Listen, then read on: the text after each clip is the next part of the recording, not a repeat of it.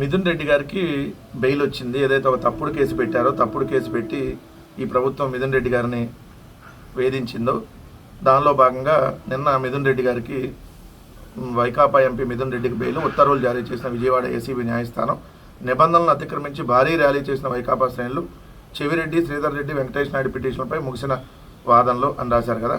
అసలు నిన్న ఈ వాదనలు వినిపించేటప్పుడు ఏం జరిగిందనే దాని మీద వీళ్ళు వార్త రాయాలి. చూడండి, మిథున్ రెడ్డి గారికి బెయిల్ సందర్భంగా ఏదైతే మద్యం తప్పుడు కేసులో ఆయన పాత్ర నిరూపించేటటువంటి ఆధారాలు లేవు అంటే వీళ్ళు పెట్టిన తప్పుడు కేసు అనేది క్లియర్గా తెలుసు.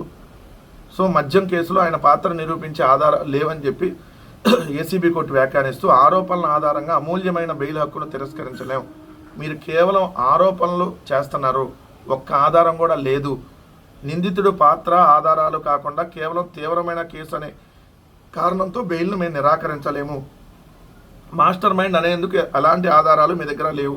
అంటే మిథున్ రెడ్డి గారిది మాస్టర్ మైండ్ ఈ మద్యం కేసులో అని చెప్పి ఏదైతే సిట్ చెప్పిందో దానికి మీ దగ్గర ఏం ఆధారాలు ఉన్నాయి, 70 రోజులకు పైగా అయింది అరెస్ట్ చేసి, ఎందుకు ఒక ఆధారం కూడా మీరు నిరూపించలేదు, అందుకని మేము బెయిల్ ఇస్తున్నాము, సహనిందితుల వాంగ్మూలాల ఆధారంగానే ఆరోపణలు, ఆ వాంగ్మూలాలకు ఎలాంటి ఆమోదయోగ్యత లేవు, మా ముందుంచిన ఆధారాలు స్వతంత్రమైనవి కావు, ముడుపులు వసూలు చేశారన్న ఆరోపణలు నిరాధారం, నేరపూరిత కుట్రకు సైతం ఆధారాలు చూపలేకపోయారు, సాక్ష్యాలు తారుమారు చేసినట్టు కూడా ఆరోపణలు లేవు, అనుమానాలతో నిరవధికంగా కస్టడీలో ఉంచలేమంటూ బెయిల్ మంజూరు చేసిన న్యాయస్థానం.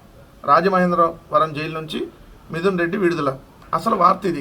కానీ సింపుల్గా అన్ని మిథున్ రెడ్డి గారు విడుదలయ్యారు, అక్కడేదో హంగామా చేశారు, ఏదో నిబంధనలు ఉల్లంఘించారు, ఇది కాదు రాయాల్సింది. మీ బేతాల కుట్రలన్నీ పటాపంచలు అవుతున్నాయి. రోజు కట్టుకథలు అల్లి రాశారు కదా పేపర్లో, మీ కట్టుకథలో పటాపంచలయ్యి మీరు చెప్పిన ఎన్ని అబద్ధాలని చెప్పి ప్రజలకు అర్థమవుతుంది. అది అసలు వార్త.